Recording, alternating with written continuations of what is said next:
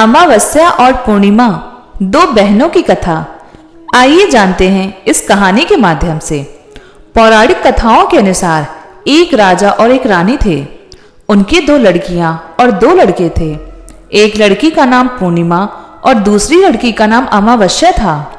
पूर्णिमा घर का सारा काम करती और भगवान की पूजा पाठ किया करती और गाय की सेवा भी करती थी। लेकिन अमावस्या ना तो घर का काम करती और ना ही भगवान की पूजा पाठ करती और ना ही गौ सेवा करती थी। फिर भी राजा और रानी अपने दोनों बेटों और अमावस्या को बहुत प्यार करते थे, लेकिन पूर्णिमा से नफरत करते थे।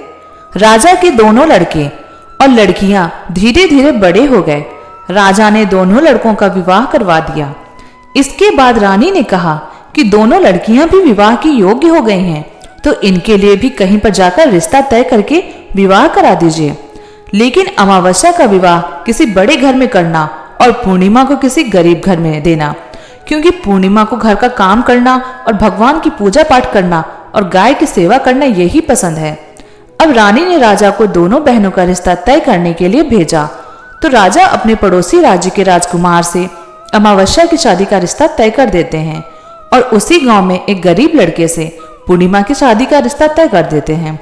राजा अपनी रानी को दोनों बहनों की शादी के रिश्ते के बारे में बताते हैं, तो रानी अब सोचती है कि पूर्णिमा की भगवान कैसे मदद करते हैं, क्योंकि यह पूजा पाठ बहुत करती है और गाय की सेवा भी करती है।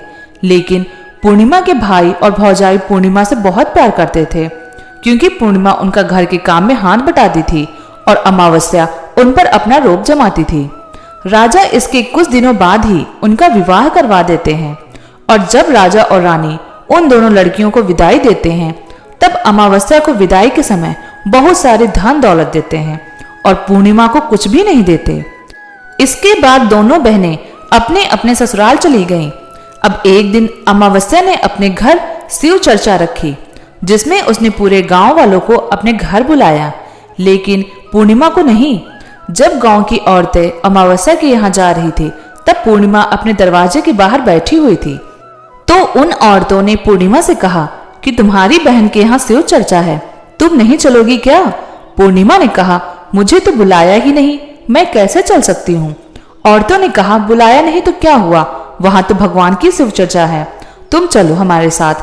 पूर्णिमा उन औरतों की बात मानकर उनके साथ चली जाती है। जब अमावस्या की नजर पूर्णिमा पर पड़ी, तो अमावस्या ने गुस्से में आकर पूर्णिमा से कहा कि तू यहाँ कैसे चले आए? तुम्हें तो मैंने बुलाया भी नहीं। खैर कोई बात नहीं, तुम आ ही गई हो तो चुपचाप बैठी रहना और इधर उधर मत घूमना। इस तरह से अमावस्या ने पूर्णिमा की गरीबी का मजाक उड़ाया। अमावस्या की यह बातें सुनकर पूर्णिमा की आंखों से आंसुओं की धारा बहने लगी और भगवान शिव से हाथ जोड़कर पूर्णिमा मन ही मन विनती करने लगी, हे भगवान, क्या पूजा पाठ करना, घर का काम करना और गौ सेवा करना यह गलत है? आखिर मेरा क्या कसूर है? आप कब कृपा करेंगे मुझ पर? पूर्णिमा बारंबार भगवान से यही कहती रही। जितने में शिव चर्चा पूरी हो गई। अब अमावस्या भगवान का प्रसाद बांटने लगी, तो उसने सबको भगवान का प्रसाद दिया, लेकिन पूर्णिमा को नहीं दिया। पूर्णिमा बिना प्रसाद के ही घर लौटने लगी, तो रास्ते में उसने सोचा कि बच्चे प्रसाद मांगेंगे तो मैं उन्हें क्या कहूंगी। उसने सोचा कि मैं अपने मायके अपने भाई और भौजाई के यहाँ जाऊंगी और वहां से बच्चों के लिए कुछ लेकर आऊंगी। ऐसा सोचते हुए वह अपने घर आ गई और उसने अपने पति और बच्चों से कहा, मैं अपने मायके जा रही हूँ। उन्होंने कहा, ठीक है। पूर्णिमा मायके के लिए रवाना हो गई। चलते चलते एक चबूतरा आया, जिस पर तुलसी का पौधा लगा हुआ था और उस चबूतरे पर एक बूढ़ी औरत बैठी हुई थी। वह कोई और नहीं, साक्षात तुलसी माँ थी। उस बूढ़ी औरत ने पूर्णिमा से कहा, बेटी तुम कौन हो और कहाँ जा रही हो? तो पूर्णिमा ने अपना परिचय दिया। तो उस बूढ़ी औरत ने पूर्णिमा से कहा, यह तुलसी का पौधा सूख रहा है, इसमें थोड़ा पानी डाल दो और इस चबूतरे की साफ सफाई कर दो, जिससे मुझे थोड़ी ठंडक मिलेगी। पूर्णिमा ने कहा, ठीक है माँ जी। उसने तुलसी में पानी डाला, चबूतरे की साफ सफाई की और उस बूढ़ी औरत को भी नहला दिया और उसके पैर दबाए और कहा, और क्या काम है माँ जी? उसने कहा, कुछ नहीं, अब तुम जाओ और वापस आते समय मुझसे मिलकर जाना। पूर्णिमा ने कहा, ठीक है माँ जी, और वह वहां से रवाना हो गई। चलते चलते आगे एक शिव मंदिर आया। वहां पर भी एक बूढ़े बाबा मिले, जो चबूतरे पर बैठे हुए थे। वह कोई और नहीं साक्षात भगवान महादेव थे। उन्होंने पूर्णिमा से कहा, बेटी तुम कौन हो और कहाँ जा रही हो? पूर्णिमा ने अपना परिचय दिया। फिर उस बूढ़े बाबा ने पूर्णिमा से कहा, इस चबूतरे और इस मंदिर की सफाई कर दो बेटी। पूर्णिमा ने कहा, ठीक है बाबा। और उसने चबूतरे और मंदिर की साफ सफाई कर दी और पूछा, क्या काम है बाबा, और भी हो तो बता दीजिए। बूढ़े बाबा ने कहा, और कुछ नहीं बेटी, अब तुम जाओ और वापस आते समय मुझसे मिलकर जाना। पूर्णिमा ने कहा, ठीक है बाबा, और वह वहां से रवाना हुई। और आगे चलते चलते काली माँ का मंदिर मिला। वहां भी एक बूढ़ी औरत चबूतरे पर बैठी हुई थी। उस बूढ़ी औरत ने पूर्णिमा से कहा, तुम कौन हो बेटी और कहाँ जा रही हो? पूर्णिमा ने अपना परिचय दिया। तब उस बूढ़ी औरत ने पूर्णिमा से कहा, बेटी यह सब पूजा पाठ करने तो आते हैं, लेकिन मंदिर की साफ सफाई कोई नहीं करता। इस चबूतरे की साफ सफाई कर दो। पूर्णिमा ने कहा, ठीक है माँ जी। पूर्णिमा ने मंदिर की अच्छे से साफ सफाई की और पूजा पाठ किया और माता का श्रृंगार किया और उस बूढ़ी औरत को नहला दिया और बूढ़ी औरत के पैर दबाए। पूर्णिमा ने कहा, और क्या काम है माँ जी? तब उस औरत ने कहा, कुछ नहीं बेटी, अब तुम जाओ और वापस आते समय मुझसे मिलकर जाना। तब पूर्णिमा ने कहा, ठीक है माँ जी। इसके बाद वो वहां से रवाना हुई और थोड़ा आगे चलते चलते एक नदी आई। नदी के किनारे भी एक बूढ़ी औरत बैठी हुई थी। वह साक्षात गंगा मैया थी। उस बूढ़ी औरत ने कहा, तुम कौन हो बेटी और कहाँ जा रही हो?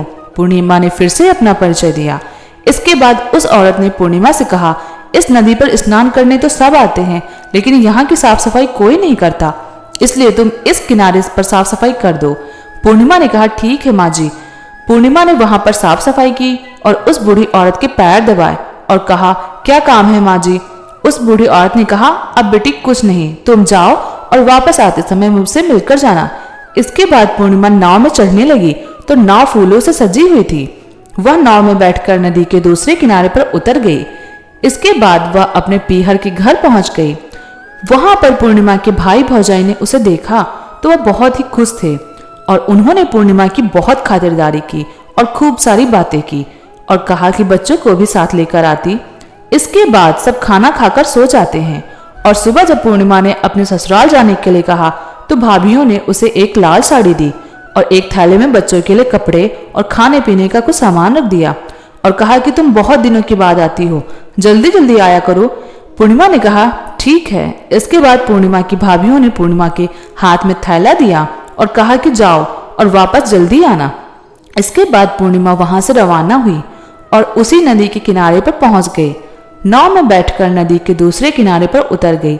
वहां पर उतरने के बाद पूर्णिमा को वही बूढ़ी माँ मिली जो साक्षात गंगा मैया थी। उस बूढ़ी माँ ने कहा, आ गई हो बेटी? पूर्णिमा ने कहा, हाँ माँ जी, मैं आ गई हूँ। पूर्णिमा को एक थैला दिया और कहा कि इसे तुम अपने घर लेकर जाओ और वहीं जाकर के खोलना।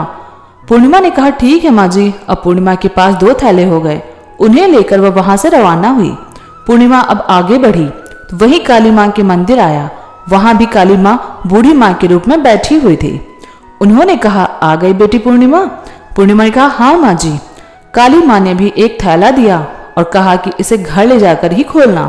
पूर्णिमा ने कहा, ठीक है माँ जी। अब पूर्णिमा के पास 3 थैले हो गए। पूर्णिमा ने एक थैला सर पर लिया और एक एक हाथ में ले लिया और वहां से रवाना हुई और आगे चली तो वही भगवान शिव का मंदिर आया। वहां पर भगवान शिव बूढ़े बाबा के रूप में बैठे हुए थे। तो उन्होंने कहा, बेटी आ गई हो? तो पूर्णिमा ने कहा, हाँ बाबा, मैं आ गई। तो उस बूढ़े बाबा ने भी पूर्णिमा को एक थैला दिया और कहा कि इसे अपने घर ले जाकर ही खोलना।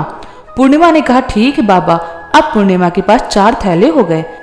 अब भला वो अकेली 4 थैलों को कैसे ले जा सकती थी, इसलिए उसने पुरानी साड़ी निकाली और उन 4 थैलों को साड़ी में इकट्ठा बांध लिया।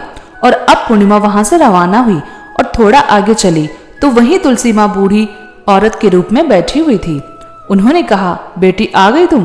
पूर्णिमा ने कहा, हाँ माँ जी, मैं आ गई। तो तुलसी माँ ने भी पूर्णिमा को एक थैला दिया और कहा कि इसे घर ले जाकर ही खोलना। पूर्णिमा ने कहा, ठीक है माँ जी। अब पूर्णिमा के पास 5 थैले हो गए। पूर्णिमा वहां से रवाना हुई और सीधे अपने घर आ गई। पूर्णिमा ने थैले को नीचे रखा और सबसे पहले अपने मायके का थैला खोला और उसमें देखा कि बच्चों के लिए अच्छे अच्छे कपड़े और बच्चों के खाने पीने की चीजें और कुछ गहने थे। पूर्णिमा ने अपने बच्चों को नए नए कपड़े दिए और खाने पीने की चीजें दी तो बच्चे बहुत खुश हुए। अब पूर्णिमा ने दूसरा थैला खोला। जो उसे गंगा माँ ने दिया था, उसमें सोना और चांदी भरा हुआ था। अब पूर्णिमा ने तीसरा थैला खोला जो उसे काली माता ने दिया था, उसमें 16 श्रृंगार का सामान भरा हुआ था। अब पूर्णिमा ने चौथा थैला खोला जो भगवान शिव ने दिया था, उसमें धन संपत्ति और वो सारी खुशियां भरी हुई थी। अब पूर्णिमा ने पांचवा थैला खोला, उसे तुलसी माँ ने दिया था, उसमें चावल, दाल और 7 प्रकार का धान भरा हुआ था। अब पूर्णिमा के घर में किसी भी चीज की कमी नहीं थी और उसका घर धन्य से परिपूर्ण हो गया था। अब पूर्णिमा और उसका परिवार खुशी खुशी रहने लगा। अब पूर्णिमा के मन में विचार आया, क्यों ना मैं भी अपने घर शिव चर्चा कराऊं, और शिव चर्चा का कार्यक्रम रखा। पूर्णिमा ने गांव के सभी लोगों को बुलाया और अपने बहन के घर भी गई अपनी बहन को बुलाने के लिए। अब अमावस्या अपनी बहन के घर शिव चर्चा में तो आई, तो उसने देखा कि पूर्णिमा के घर में किसी भी चीज की कमी नहीं है। इतनी धन दौलत देखकर अमावस्या आश्चर्यचकित रह गई और उसने पूर्णिमा से कहा कि तुम्हारे घर में इतनी धन दौलत कैसे आई।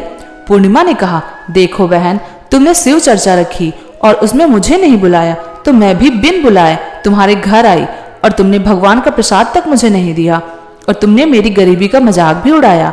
उसके बाद जब मैं अपने घर जा रही थी तो रास्ते में मेरे मन में विचार आया कि घर पर बच्चे जब प्रसाद मांगेंगे तो उन्हें मैं क्या दूंगी। इसलिए मैंने सोचा कि मैं अपने मायके जाऊं और मैं अपने मायके चली गई और जो कुछ भी घटना घटी उसने अमावस्या को सब कुछ बता दी। तब अमावस्या ने पूर्णिमा से कहा कि तुम भी मुझे प्रसाद मत दो और मुझे डांटो, लेकिन पूर्णिमा ने कहा कि यह तो भगवान का प्रसाद है, मैं तो सबको दूंगी और तुम्हें भी दूंगी। फिर भी अमावस्या ने प्रसाद नहीं लिया और वह सीधे अपने घर चली गई। घर जाकर अपने बच्चों से कहकर वह अपने मायके जाने के लिए रवाना हो गई। चलते चलते रास्ते में वही तुलसी माँ मिली जो चबूतरे पर बूढ़ी माँ के रूप में बैठी हुई थी। उस बूढ़ी माँ ने अमावस्या से कहा, बेटी तुम कौन हो और कहाँ जा रही हो? यह तुलसी का पौधा सूख रहा है, इसमें थोड़ा सा पानी डाल दो और इस चबूतरे की साफ सफाई कर दो। इस पर अमावस्या ने कहा, ए बुढ़िया, तुझे दिखाई नहीं देता मैं कितनी महंगी साड़ी पहनकर रखी हूँ? यह गंदी हो जाएगी। ऐसा कहकर वह आगे चली तो भगवान शिव मिले, उनको भी उसने ऐसे ही कह दिया। उसके बाद आगे चली तो काली माँ मिली, माँ को भी उसने ऐसा ही कह दिया। उसके बाद आगे चली तो गंगा मैया मिली, गंगा मैया को भी उसने ऐसे ही कह दिया। इसके बाद वह नाव में बैठने लगी तो नाव में फूलों की जगह कांटे थे जो उसके पैरों में चुभ गए और वह दूसरे किनारे पर उतरकर अपने मायके चली गई। जब वहां उसकी भौजाइयों ने देखा तो वे आपस में धीरे धीरे बोली, काम की न काज की 2.5 सेर अनाज की, ये बला कहाँ से आ गई? अब आ ही गई है तो ठीक है, पूर्णिमा तो अपने काम में हाथ बटाती थी, या कोई काम तो करेगी नहीं। अब उन्होंने खाना बनाया और खाकर सो गए। अमावस्या सुबह उठी और अपनी भौजाइयों से कहा कि अब मैं अपने ससुराल जा रही हूँ। तो उन्होंने कहा, ठीक है जाओ। अमावस्या बोली, पूर्णिमा को तो तुमने एक थैला दिया था और मुझे कुछ नहीं दोगी क्या? भौजाइयों ने कहा, तुम घर जाओ, थैला तुम्हारे घर पहुंच जाएगा। फिर वह वहां से रवाना हुई और नदी के किनारे आकर नाव में बैठकर दूसरे किनारे पहुंची। वहां गंगा मैया बूढ़ी माँ का रूप धारण करके बैठी हुई थी। बूढ़ी माँ ने कहा, आ गई हो बेटी? तो उसने कहा, हाँ आ गई हूँ। अमावस्या ने कहा, तुमने पूर्णिमा को एक थैला दिया था और मुझे नहीं दोगी क्या? बूढ़ी माँ ने कहा, तुम अपने घर जाओ, थैला तुम्हारे घर पहुंच जाएगा। इसके बाद काली माँ ने भी उसे ऐसे कह दिया। भगवान शिव ने भी उसे बिल्कुल ऐसे ही कहा। तुलसी माँ ने भी उसे ऐसे ही कह दिया। इसके बाद जब वह अपने घर पहुंची तो आंगन में 5 थैले रखे हुए थे। अमावस्या ने अपने मन में सोचा कि आज तो मैं निहाल हो गई। उसने जल्दी जल्दी से सभी थैलों को खोला तो उसमें किसी में मिट्टी तो किसी में पत्थर तो किसी में कंकड़, किसी में कोयला और किसी में सांप बिच्छू भरे हुए थे। यह सब देखकर उसने अपना सर पकड़कर कहने लगी, हे भगवान, मुझे मायके में भी कुछ नहीं मिला और इन थैलों में भी कुछ नहीं मिला। इसके बाद अमावस्या दौड़ती हुई अपनी बहन पूर्णिमा के घर जाती है और पूर्णिमा से कहती है, तुझे तो इतना सब कुछ मिला और मुझे कुछ नहीं मिला, आखिर क्यों पूर्णिमा? पूर्णिमा ने कहा, मैं जब अपने मायके जाती हूँ तो अपनी भौजाइयों के साथ मिलकर काम करती हूँ और तुमने कभी इज्जत नहीं दी, इसलिए तुम्हें वो भला क्या देती? और इसके बाद तुमने गंगा माँ को ठुकरा दिया और काली माँ को भी ठुकरा दिया, भगवान शिव को भी ठुकरा दिया और तुलसी माँ को भी ठुकरा दिया, इसलिए उन्होंने भी तुझे कुछ नहीं दिया। अमावस्या बोली, बहन मुझे माफ कर दो, मैंने सदा तुम पर अत्याचार किए, मुझे कुछ नहीं मिला तो कोई बात नहीं, भगवान की भक्ति करके सब कुछ प्राप्त कर लूंगी। मुझे इसका रहस्य बताओ। तो पूर्णिमा ने कहा, तुम 3 सूत्र का ज्ञान ले लो।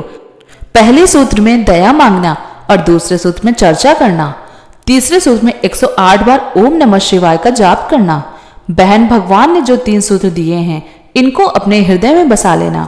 मैंने सच्चे मन से भगवान की पूजा पाठ की, इसलिए मेरे पास कुछ नहीं था, फिर भी भगवान ने मुझे सब कुछ दिया और तुम्हारे पास जो सब कुछ था वो भी खत्म हो गया। इसके बाद अमावस्या अपने घर गई और भगवान शिव की पूजा पाठ करने लगी और भगवान से उसे माफी मांगने लगी और गौ सेवा भी करने लगी और दूसरों की मदद करने लगी। दोस्तों, अगर आपको ये कहानी पसंद आई हो तो हमारे चैनल को सब्सक्राइब करें और हमारी वीडियो को लाइक करें। धन्यवाद।